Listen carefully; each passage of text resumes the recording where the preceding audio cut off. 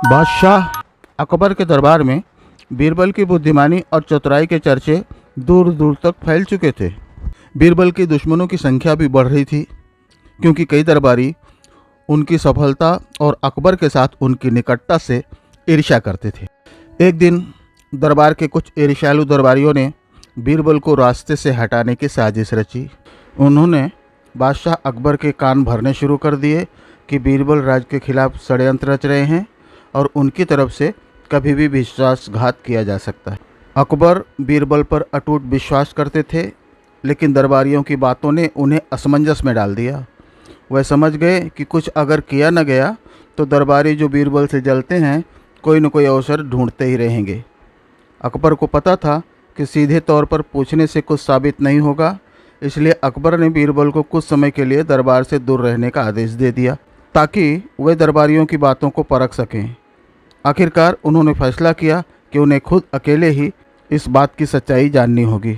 अकबर ने बीरबल से कहा, बीरबल, मैं चाहता हूं कि तुम कुछ समय के लिए छिप कर रहो और इस दौरान मैं देखूंगा कि दरबार में क्या हो रहा है। बीरबल अकबर की योजना को समझ चुके थे। उन्होंने बादशाह का आदेश मान लिया और बिना किसी को बताए दरबार से गायब हो गए।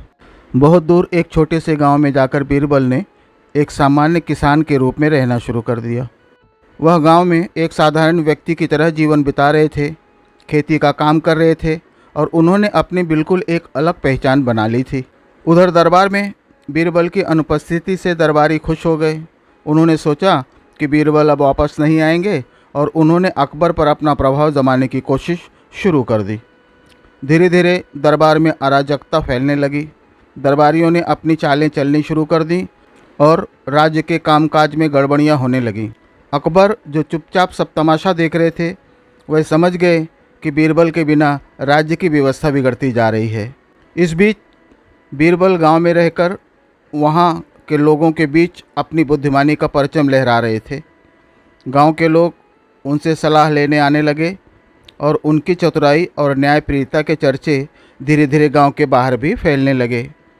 एक दिन बीरबल के पास एक गरीब बुढ़िया अपनी फरियाद लेकर हाजिर हुई।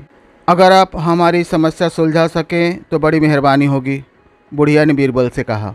बीरबल ने पूछा, क्या समस्या है माताजी आपकी? आप बेहिचक कहिए कि आपको क्या परेशानी है।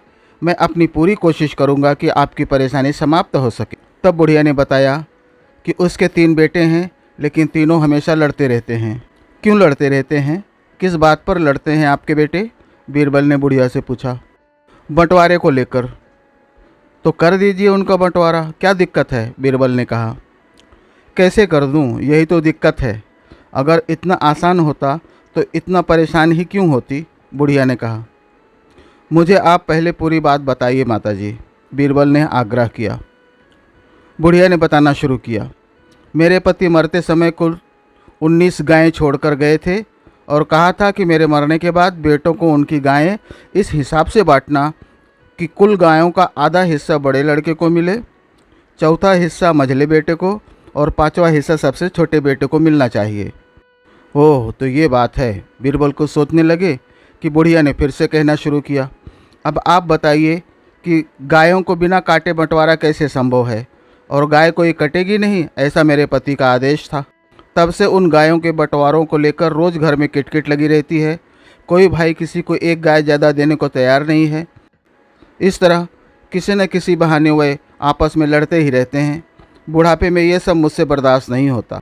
किसी ने मुझे बताया कि आप बहुत बुद्धिमान और न्यायप्रिय हैं, इसलिए मैं बड़ी आशा लेकर आपके पास आई हूँ कि किसी तरह मेरे बेटों को समझा बुझाकर उनका बंटवारा करवा दीजिए, क्योंकि जब तक बंटवारा नहीं हो जाता वो तीनों न तो शांति से रहेंगे और न ही किसी को रहने देंगे।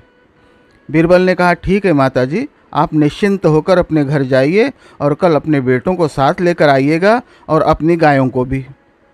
बूढ़ी औरत के चले जाने के बाद बीरबल उसी गांव के एक ग्वाले के घर पहुंच गए और एक दिन के लिए कहकर उससे एक गाय उधार मांग लाए।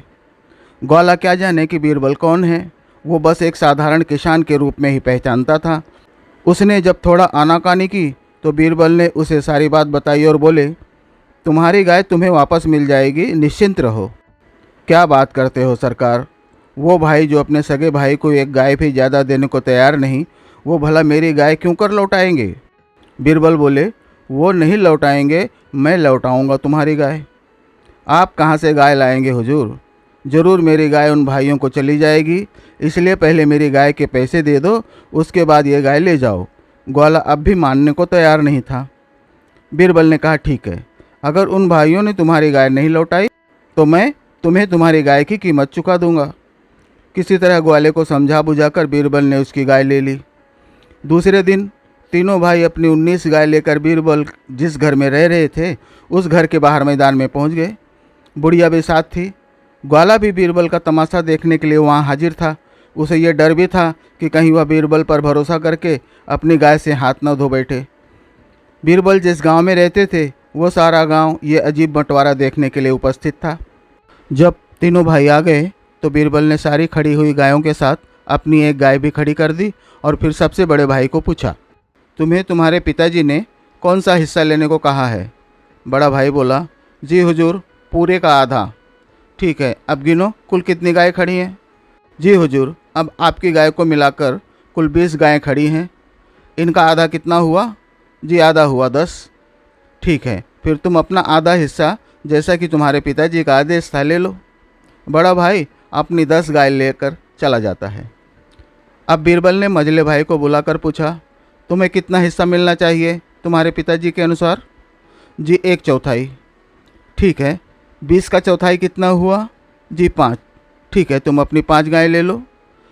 जब मझले भाई ने अपनी गाय ले ली तब बीरबल ने छोटे भाई से पूछा, तुम्हें कितना हिस्सा मिलना चाहिए? जी 5वां हिस्सा। 20 का 5वां हिस्सा कितना हुआ? जी 4। ठीक है, तुम अपनी 4 गायें लेकर जा सकते हो। सभी भाइयों की गाय बंट जाने के बाद भी एक गाय बची रह गई जो ग्वाले की गाय थी। बीरबल ने ग्वाले की गाय उसे लौटा दी और इस तरह अपनी बुद्धिमानी से उन भाइयों का सही सही बंटवारा करके हमेशा के लिए उनका झगड़ा निपटा दिया। लेकिन इस बंटवारे की खबर सम्राट अकबर तक भी पहुंच गई। वो जानते थे कि बीरबल के अलावा और कोई ये काम नहीं कर सकता। उन्होंने बीरबल को लाने के लिए अपने सैनिक भेज दिए। सैनिकों को देखकर बीरबल समझ गए कि बादशाह अकबर को उनकी आवश्यकता है, अतः वह सिपाहियों के साथ दरबार में हाजिर हो गए और बादशाह को प्रणाम किया। बादशाह अकबर उन्हें देखकर प्रसन्न हुए और बोले, बीरबल, तुम्हारी अनुपस्थिति में दरबार का हाल बहुत बुरा हो गया है। मैंने अब पूरी तरह से समझ लिया है कि तुम कितने अनमोल हो मेरे लिए, इस राज्य के लिए।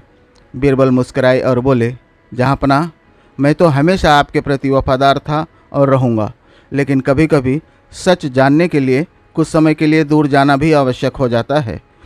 अकबर ने बीरबल की चतुराई और धैर्य की सराहना की। उन्होंने दरबारियों की साजिश को समझते हुए उन्हें दंड दिया और बीरबल को फिर से मुख्य सलाहकार के रूप में बहाल कर दिया। दरबार में फिर से शांति और व्यवस्था लौट आई और बीरबल की बुद्धिमानी की कहानियाँ और भी दूर दूर तक फैलती चली गईं। इस तरह बीरबल ने छिपकर रहते हुए भी न केवल अपनी सुरक्षा की बल्कि राज्य की भी सुरक्षा की और साबित कर दिया कि असली बुद्धिमान व्यक्ति वही है जो अपना धैर्य बनाए रखता है और हर परिस्थिति में सही निर्णय लेता है।